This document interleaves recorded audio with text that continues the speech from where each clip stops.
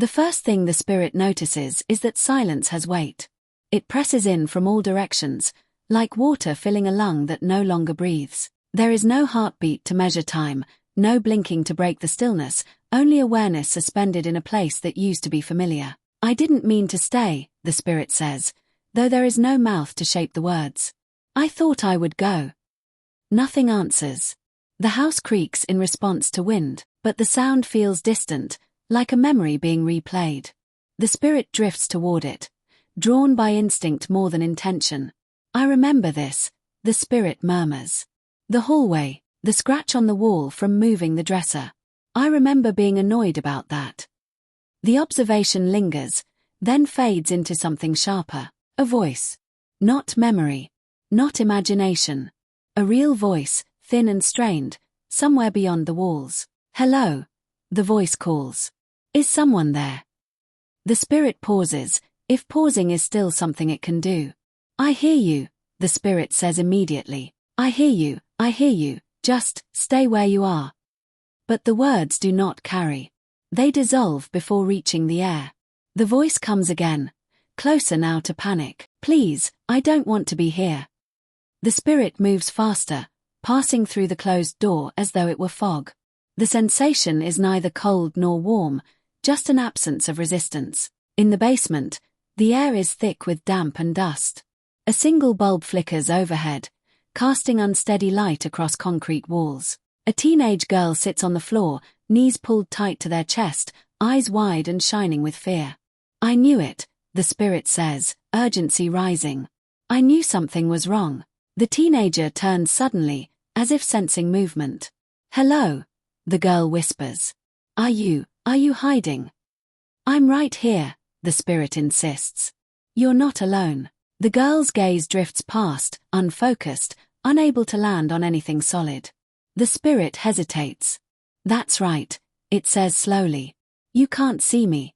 A long moment stretches between them, filled with the hum of the flickering bulb.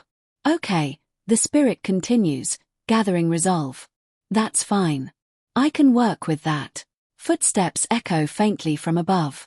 Heavy. Measured. The girl freezes. He's coming back, the girl says, voice trembling. He said if I made noise. You don't have to finish that, the spirit interrupts gently. I understand. The footsteps stop overhead. A door creaks open. The spirit feels something unfamiliar then, something sharp and electric. Fear. I need to do something, the spirit says.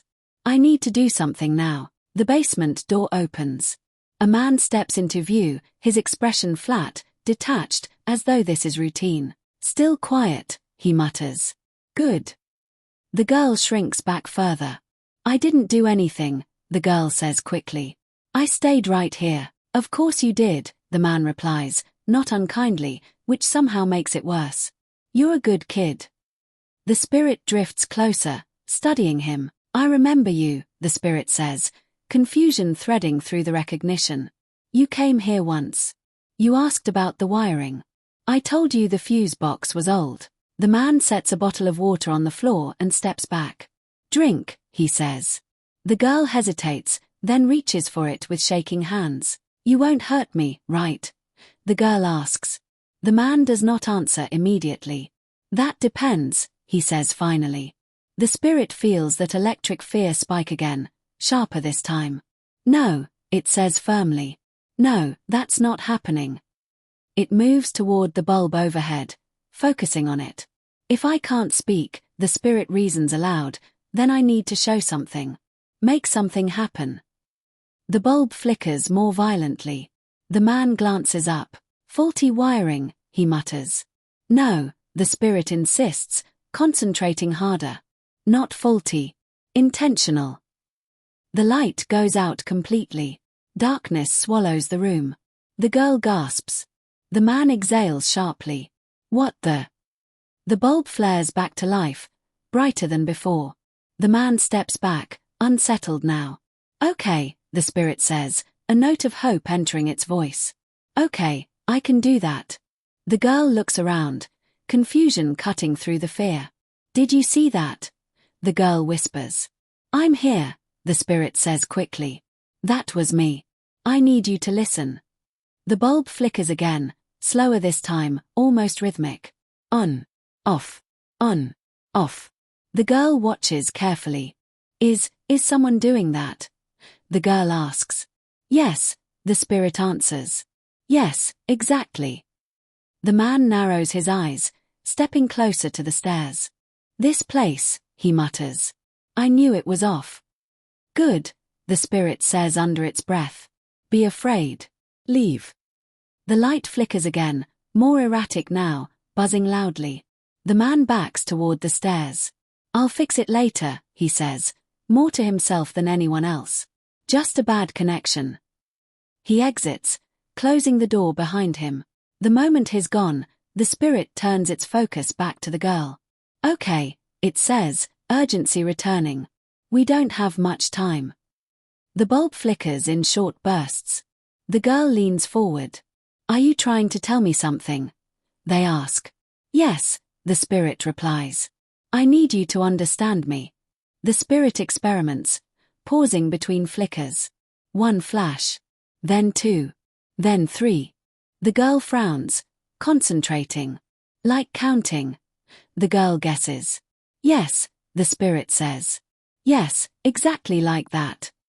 It tries again, slower, deliberate. One flash. Pause. Two flashes. Pause. Three flashes. The girl's eyes widen slightly. You're talking, they say. Like a code. Relief washes through the spirit, though it has no body to feel it. Smart kid, the spirit says. Very smart kid. The light pulses again. Slow. Careful. The girl whispers the numbers under their breath, trying to follow. What are you saying? They ask. I need you to get out, the spirit says, focusing all its energy. I need you to find a way out. The bulb flickers rapidly now, struggling to maintain consistency. No, stay steady. The spirit urges itself. Don't lose it now. The light steadies again. The girl glances toward the basement door. It's locked, they say. I tried. Windows, the spirit says immediately. There's a window. It drifts toward the small, grimy window near the ceiling. Up here, it says, flickering the light in that direction. The girl follows the movement. That's too high, they say. I can't reach. You can, the spirit insists. There's something you can use. It scans the room, searching. A rusted chair sits in the corner. There, the spirit says, guiding the light toward it. The girl hesitates. He said not to move, they whisper. And I'm telling you that you have to, the spirit replies, voice firm. You have to choose which voice matters. The girl swallows hard, then nods. Okay, they say quietly. They stand, legs unsteady, and drag the chair beneath the window. The metal scrapes loudly against the concrete. Upstairs, footsteps pause. The spirit freezes. No, it whispers. Too loud. The footsteps resume, faster now. He's coming back, the girl says, panic rising again. Keep going, the spirit urges. Don't stop now. The girl climbs onto the chair, reaching for the window. It's stuck. It won't open, they say, voice breaking. Yes, it will, the spirit insists. Try harder. The footsteps reach the basement door. The handle rattles. Hurry, the spirit says, desperation flooding every word. The girl pushes harder, straining. The window gives slightly, then sticks again. I can't. Yes, you can, the spirit interrupts sharply. You are stronger than this moment. The door begins to open. The girl shoves the window with everything they have. It bursts open with a sharp crack. Cold air rushes in. Go, the spirit says. The girl pulls themselves up, scrambling through the narrow opening. Behind them, the man steps into the basement, eyes blazing. What do you think you're doing? The girl doesn't look back. They tumble out into the night, hitting the ground hard but alive. The spirit turns toward the man, something fierce rising within it. No, it says. You don't get them back.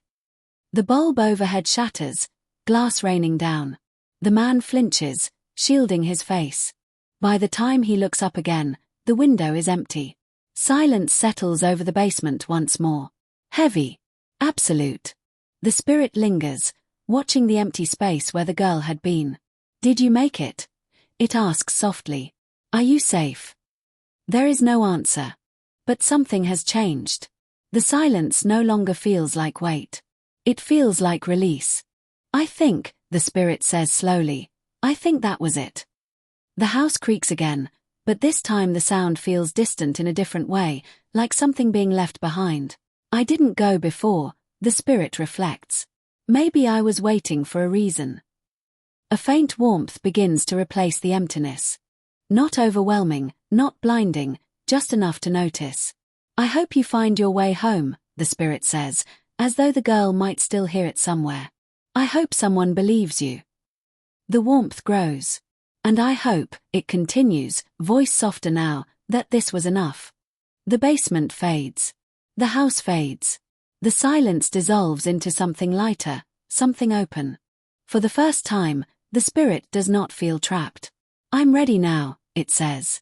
And this time, it goes.